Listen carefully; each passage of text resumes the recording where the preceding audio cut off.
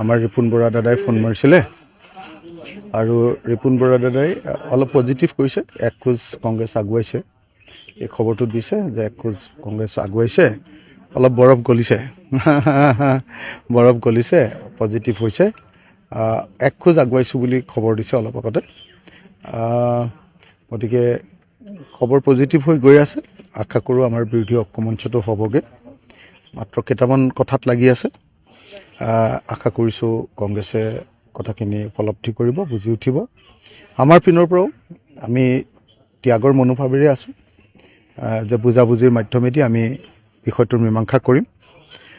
মাত্ৰ কেইটামান খুব ভাইটেল পইণ্ট আছে আমাৰ, যিকেইটা ভাইটেল পইণ্ট মীমাংসা নকৰাকৈ আমি একলগ হ'বলৈ গ'লে আমাৰ দলেই ভাগি যাব, আমাৰ দলেই নাথাকিব।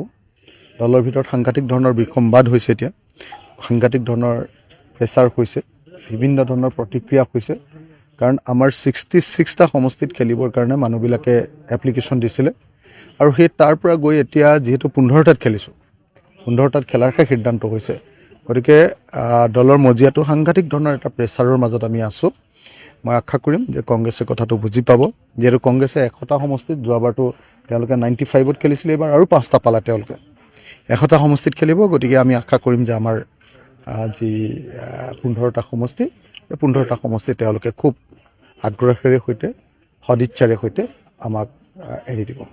ফোন কৰিছিল আপুনি ফোনৰ কাৰণে অপেক্ষা কৰিছিল? নাই, এতিয়ালৈকে কৰা নাই। ৰিপুণ বৰাই ফোন কৰি জনাইছে মোক কথাখিনি। যথেষ্ট নৰম হৈছে আগতকৈ, কম্প্ৰমাইজ হ'ব নেকি আপোনাৰ? মানে আমাৰ পিনৰ পৰা যিকেইটা কথা কৈছোঁ, সেই কথাকেইটাৰ মীমাংসা হ'লে ডেফিনেটলি কম্প্ৰমাইজ হ'ব।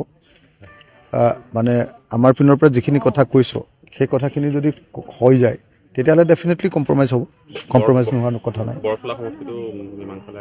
নাই, অহা নাই এতিয়ালৈকে। মই সমষ্টি ৱাইজ আপোনালোকক ক'বলৈ বেয়া পাইছোঁ, সমষ্টি ৱাইজ, কাৰণ এটা কথা ক'লে সিটো সমষ্টিৰ লোকে বেয়া পাই যায় আমাক, গোটেই হুলস্থুল হৈ যায়। গতিকে মই সমষ্টি ৱাইজ কথাটো ক'বলৈ বেয়া পাইছোঁ।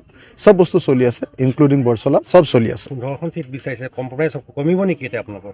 নাই, আমি 15খন চিটেই আমি ল'বৰ কাৰণে লাগি আছোঁ। তেওঁলোকে যদি কমকৈ দিয়ে তেতিয়া?